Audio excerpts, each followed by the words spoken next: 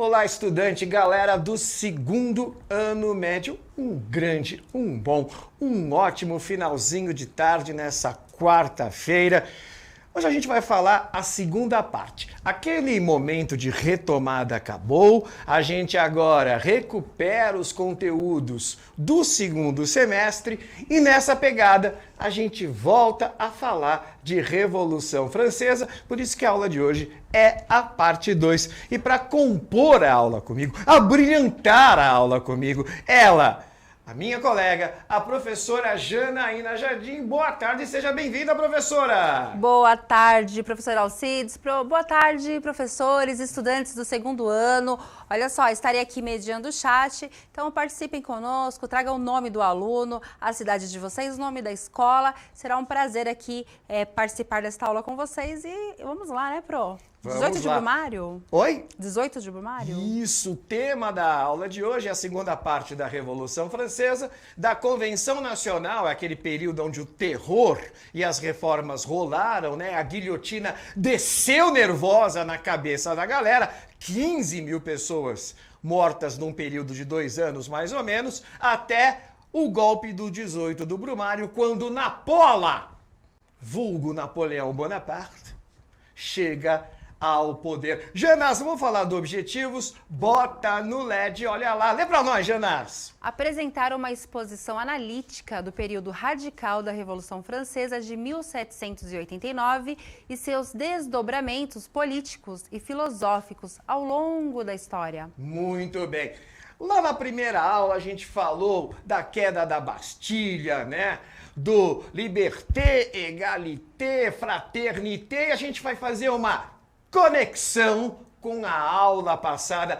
Vamos olhar aqui, tá no LED. Em maio nós temos uma crise orçamentária, falta dinheiro na França, não há grana para manter o Estado, o rei convoca os Estados Gerais, tenta o primeiro e o segundo estado, a nobreza e o alto clero e a nobreza tentam impor mais impostos ao terceiro estado, que é o setor produtivo, a maior parte da nação. O terceiro estado se revolta, abandona a Assembleia dos Estados Gerais e monta uma Assembleia Constituinte dizendo que o rei vai ter que obedecer às leis. Luís XVI fica boladão. Ele ordena a repressão e aí as tropas, em vez de atacar o povo, se confraterniza com o exército popular, chamada La Guerre Nationale.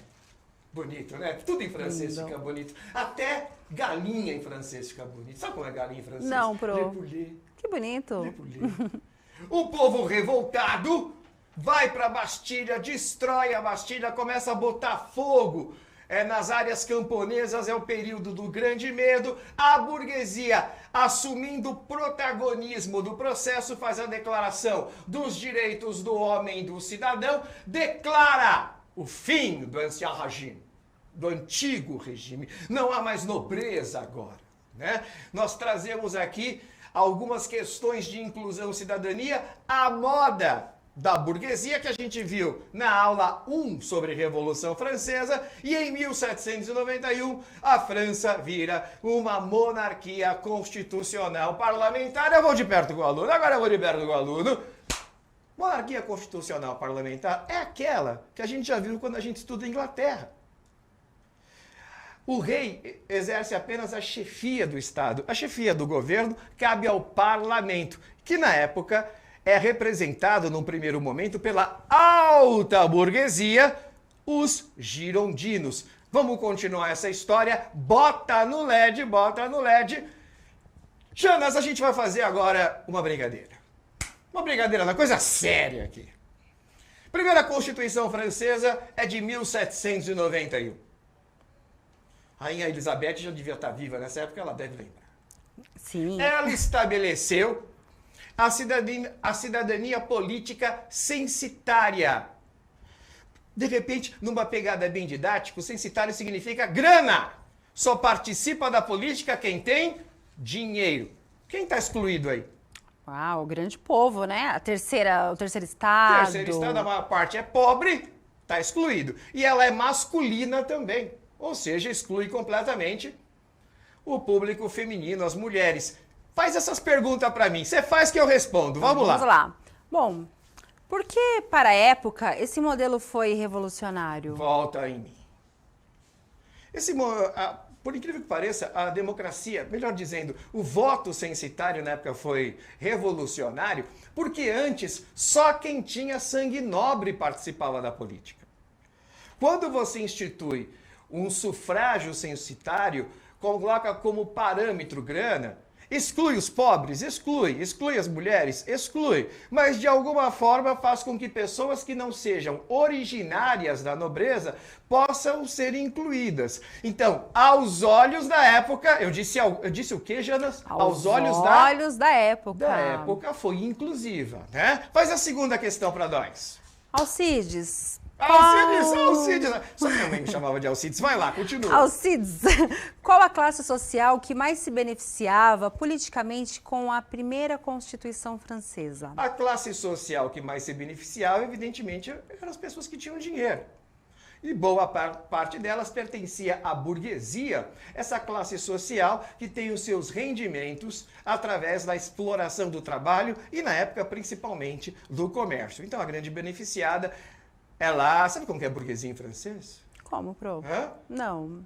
Bourgeoisie. Bourgeoisie, que Olha chique. que chique, que chique. Faz a terceira para nós. Por que, atualmente, esse modelo é antidemocrático? Evidentemente, atualmente, aos olhos de hoje, no decorrer do nosso processo civilizatório, esse modelo é completamente antidemocrático, porque exclui pobres, exclui as mulheres, né? E se a gente for fazer um apanhado aí, evidentemente, a esmagadora parte da população ficaria excluída do processo político, ou porque não tem dinheiro, ou porque não pertence, né? Não é homem, não está ligado à questão masculina. Janas, vamos continuar? Bota no LED o próximo. Olha lá. Você sabia? Você sabia, Janas, que em 1791 Marie Gouzet redigiu a Declaração de Direitos da Mulher Cidadã? Você sabia disso? Incrível. É uma espécie de protofeminismo na época. E olha o que aconteceu. A Convenção Nacional rejeitou o documento. Em 1793, por causa de seu engajamento feminista e democrático, Marie Gouzet foi guilhotinada, perdeu a cabeça. E olha que curioso, em 2004, uma praça em Paris ganhou o seu nome. Volta para mim, não. Esse sabia, muito mais do que recuperar a história de Marie Gouzet, essa questão do protofeminismo, mostra pra gente como a história ela é feita de vai e voltas. São os olhos do presente, são os olhos da atualidade que determina a classificação, o julgamento do passado que se faz. Lembra que botaram fogo na estátua do Borba Gato? Sim. Quer dizer, quando a gente começa a olhar essas relações entre passado e presente, percebam que na medida em que vai passando o tempo, aquilo que seria celebrativo numa época, na outra já não é. E isso causa muitas vezes reação. Como nós vivemos hoje, num momento de inclusão, ainda bem, das mulheres, etc., faz todo sentido a Marie Gouzet ser homenageada em Paris. Vamos agora trocar o LED. Vamos falar do momento radical da Revolução Francesa. Muito bem. Volta para mim antes de voltar. Volta para mim. Gente, parecia que em 1791 a Revolução tinha acabado. A burguesia está feliz. Ela agora controla o poder. O rei tem que se submeter às leis. Até que acontece uma invasão estrangeira. Quando acontece uma invasão estrangeira, pela segunda vez, o povo é convocado a pegar em armas, num momento que cada vez vai se radicalizando. E a tomada das armas pelo povo, a montagem de um novo exército popular, acaba detonando um processo que leva a Revolução Francesa a se radicalizar. Vamos voltar para o LED, olha lá, Áustria e Prússia. Prússia é mais ou menos o que seria a Alemanha hoje. Eram países absolutistas. Lembra pra galera, o que é absolutista mesmo? Ah, são aqueles reis que detêm todo o poder, né? Luís XVI acho que é um grande ícone, né? Que ele dizia que o Estado sou eu. Luís XIV Luís falava isso, o XIV. Luís XVI é descendente dele. Ah, Mas sim. olha que curioso, vamos pegar numa praia que você falou aqui. Áustria e Prússia não queriam o sucesso da Revolução Francesa, porque a Revolução Francesa acabou com o antigo regime. Então elas vieram em socorro a Luís XVI, que queria restabelecer o absolutismo na França. Os nobres nessa época fogem da França porque eles estão com medinho, porque a revolução começa a pegar fogo. O povo armado vai para a trincheira, vai para a porrada defender a revolução. E aí, volta para mim, começa uma histeria. Naquele afã de defender a revolução, qualquer pessoa que não se engaja de corpo e alma na defesa revolucionária é acusada de traição. Justamente nesse contexto, onde você enxerga inimigos por todos os lados, a coisa se radicalizando, se instala o terror. Volta para o LED. O povo está armado. Começam aí verdadeiros massacres. Não há mais ordem, não há mais controle estatal sobre a violência. Batalhões populares conseguem derrotar os austríacos e prussianos. Em tese, a revolução foi salva. Só que nesse contexto, a gente viu na aula passada, Luís XVI tentou fugir, foi preso, depois é acusado de traição, ele realmente fazia uma ponte com os austríacos e prussianos, ele torcia pela invasão, e ele acabou condenado junto com Marie Antonieta e é guilhotinado em janeiro de 1793. Se nós não temos mais monarquia, nós temos o que agora, Janas? Temos um novo sistema, né? Temos um novo sistema, que é La République. A República. A República, volta para mim na 1 aqui. O rei foi guilhotinado. Significa agora que o parlamento vai assumir simultaneamente a chefia de governo e a chefia de Estado. Quem mais se aproximou do povo nessa relação de defesa da revolução, no momento mais radical, foram os jacobinos, que o aluninho lembra na aula passada, que era chamada petit bourgeoisie, a pequena burguesia, os profissionais liberais, jornalistas, intelectuais, eles é que se engajam mais, eles que fazem a defesa da revolução junto com os exércitos populares, e o poder migra dos girondinos para os jacobinos. Olha lá, o poder está na mão dos jacobinos agora. Algumas reformas muito intensas acontecem. Calendário laico, o que é isso, prof? Acabam as datas religiosas, né? Os preços são tabelados, principalmente alimentos e aluguéis. O ensino público é instalado de uma forma geral e gratuita. Acaba a escravidão nas colônias da França.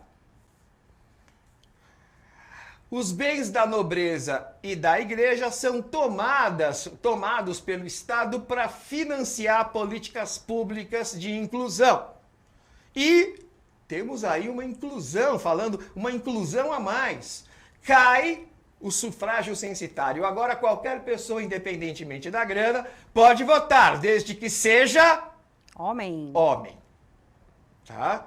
De novo, há uma inclusão que aos olhos da época foi e hoje seria algo reacionário. Mas quando a gente olha esses 6 movimentos aqui, a gente chega à conclusão que houve profundas reformas populares durante o poder dos jacobinos. Janás, dá mais uma apertadinha aí, vamos continuar colocando no LED.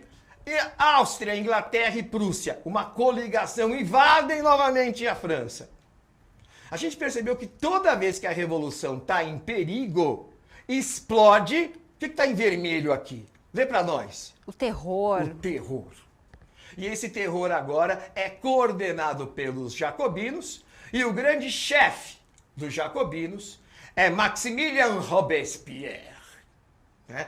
Advogado, 32 anos, considerado uma pessoa, para a época talvez até um pouco velha, mas para hoje seria jovem. Ele é o grande chefe da revolução e ele coordena esse terror que fica sem controle. Volta para mim, volta para mim, volta para mim. Gente, historicamente falando, violência a gente sabe como começa, mas não sabe como termina. Por isso que é muito complicado quando um líder induz o povo à violência. Porque esse é um processo que depois detonado não tem esse controle. E o Robespierre cometeu, digamos, uma estratégia do qual ele perdeu de tal monta o controle que adivinha o que aconteceu com o Robespierre, Janas? Acho que é a próxima figura aqui, a próxima transição, né? Ele vai ser guilhotinado também. Olha lá, apareceu a guilhotina. Ele vai ser guilhotinado também. Ele manda para a guilhotina os próprios companheiros e amigos, depois é acusado de ser um tirano, de ser um déspota, e aí ele acaba perdendo a cabeça. A gente vai ver agora uma pegada filosófica. Troca para nós o LED. Olha lá. Olha o que o Robespierre dizia. O terror é a luta da liberdade contra os inimigos. Janas, você está percebendo aqui? O cara, em nome da liberdade, tira a liberdade. Faz sentido isso? Demais, não. Jamais. O cara, em nome da cidadania, acaba com a cidadania. E olha o que diz a Declaração dos Direitos do Homem e do Cidadão, que funda na história do Ocidente as noções de direitos humanos. Artigo 2, lê para nós, Janas. A finalidade de toda associação política é a conservação da liberdade, propriedade, segurança e a resistência à opressão. E olha que doideira. Em nome de manter isso, o Robespierre acaba com isso. A gente tem que ter muito cuidado. Volta para mim. Lembrando uma frase de um personagem que eu vi num filme, os ideais parecem bem intencionados, mas a história é violenta. Vamos voltar, né? A Madame Roland diz o seguinte: liberdade, quantos crimes se cometem em seu nome?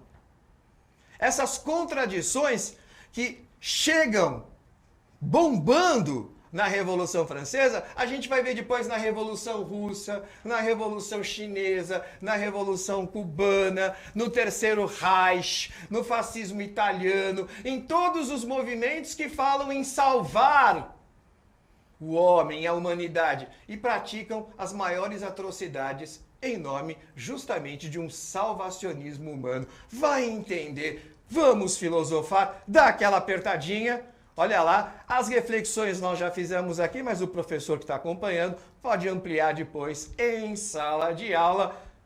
Bota no LED. Bota no LED. Chegamos ao último momento da Revolução Francesa. Os longos 10 anos começa lá em 14 de julho de 1789 e vai até novembro de 1799, 10 anos de revolução. Por isso que a gente tem que compreender a Revolução Francesa como várias revoluções dentro da Revolução. Ela começa burguesa, depois se campeia para a esquerda jacobina, é o momento das reformas e do terror, e ela termina numa espécie de facção política de centro, que é o Diretório, que vai governar a França de 1795 até 1798. Guerreiro, quem é que manda no Diretório? Os líderes são compostos por uma alta burguesia financeira, são ideologicamente conservadores e moderados, uma nova Constituição é feita, todas as grandes conquistas da época jacobina, as reformas sociais, elas são revertidas, tá? E aí, para evitar a volta do Ancien Regime ou uma nova fase popular jacobina, os militares começam a ser chamados a compor a política. Isso volta para mim, é polêmico, gente, é polêmico. Militar, quando vai para a política, é polêmico porque você está falando de pessoas que têm armas. E a gente não pode esquecer que as Forças Armadas compõem uma instituição de Estado. Mas eles têm o monopólio da força, das armas. Essa composição entre militares e política, historicamente falando, viu, gente? Estou aqui fazendo ciência. Ela nunca quase acaba bem. Porque você está trazendo para o poder pessoas que monopolizam a violência, a força, as armas. E a gente percebe esse contexto com o Napola, com o Napoleão Bonaparte. Olha lá. vitórias militares francesas contra as coligações externas são lideradas pelo Napoleão Bonaparte, um jovem general. Volta para mim. Considerado o maior gênio estratégico militar do século XIX. Ele faz com que a engenharia de guerra, as estratégias evoluem profundamente, inclusive com táticas. Eu não vou dar uma aula aqui exclusiva de Napoleão, mas se eu pudesse dizer uma coisa que eu fazia um gênio militar ele antecipava o movimento do inimigo. Jonas, o que acontece quando você sabe que você consegue prever o que o inimigo vai fazer? O que acontece?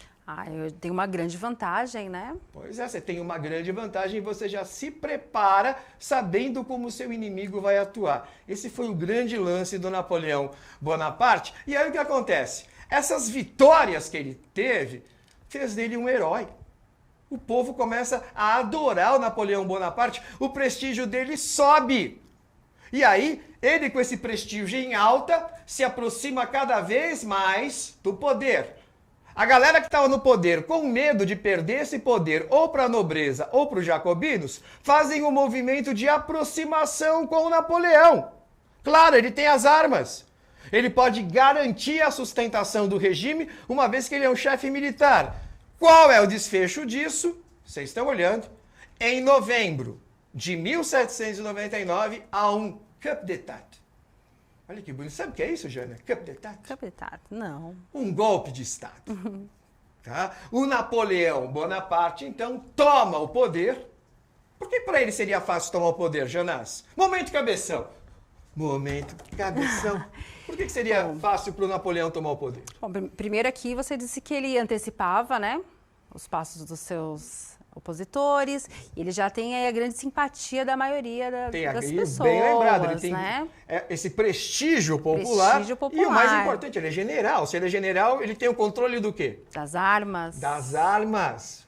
Tá? Então, em novembro de 1799, acaba a Revolução Francesa com a chegada do baixinho enfesado, o Napoleão ao poder. Bota no LED, vamos ver o próximo aqui, vamos ver o próximo. Olha lá, lê pra nós, Jonas.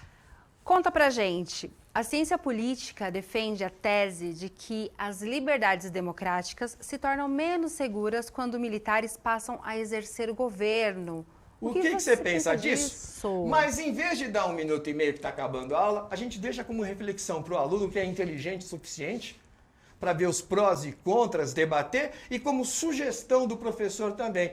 Essa pegada de você aproximar poder político, civil, de armas e militares, pode ser comprometedor? O que você pensa disso? É legal? Não sei. A gente está aqui para provocar reflexões. Jonas, vamos lá trocar o LED, está acabando a aula. Olha lá, Ecos da Marselhesa.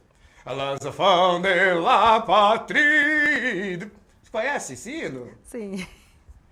Foi muito desafinado ou não? Não, foi bonito, pro. Foi bonitinho? Fiquei tá tocada. Certo, olha lá.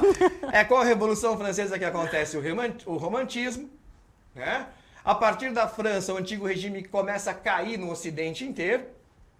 A Revolução Francesa traz para a pauta popular a questão da cidadania. Eu não tenho só deveres, eu tenho direitos também. E a burguesia passa a se tornar muito mais relevante na composição política e na questão filosófica. A gente vai ter muito pano para manga com o liberté, égalité, fraternité. Vamos ao jogo pedagógico para terminar a aula. Eu sou uma pessoa... Jonas, se a galera souber, você fala o nome do... Não dá resposta, mas fala o nome da pessoa aí. Certo. Muito bem, fui um advogado e um brilhante orador. Ainda nada. Por mais poderoso que eu tenha sido, eu recusava todo luxo e prazer, eu fazia questão de viver, morar, etc., como uma pessoa pobre, para mostrar que eu estava do lado do povo. Olha só, já tem resposta aqui. Já tem. Fala o nome da pessoa. Pode. Então, assim, mas não a resposta. A resposta não é então, ó, o pro João, pro Patrícia, pro James, pro Marcos, pro Ângelo, todos eles deram a resposta correta aqui. Pô, pessoal, tá muito fácil, eu tô dando dica fácil. Pro Rosana. Eu tô dando dica fácil. Vamos pra terceira, falando em dica aqui. Inspirei vários revolucionários do século XX. Volta pra mim aqui, não. É verdade, viu, gente? Stalin citava esse sujeito. Lenin citava esse sujeito. E outros líderes revolucionários se inspiravam bastante no comportamento desse cara. Vamos pro quarto, vamos pro quarto. Fui executado, acusado de exercer a tirania a quem eu dizia combater. Janas, qual é a resposta? Que rufem. Eu sou o Robespierre. Maximilian Robespierre, o líder dos jacobinos. Muito bem, galera, a gente está chegando ao final da aula aqui. Eu peço que vocês avaliem o nosso trabalho. Queria aqui agradecer, Janas. Manda um tchau pra galera. Eu que agradeço, professor, por me convidar por essa aula. Agradeço aos professores aqui todos respondendo que Robespierre, parabéns, né, pela aula. Muito obrigada a todos e tchau, tchau. Valeu, galera. Um super fim de tarde para vocês, um bom começo de noite. E a gente se vê na quarta-feira que vem. Produça, valeu, obrigado, tchau.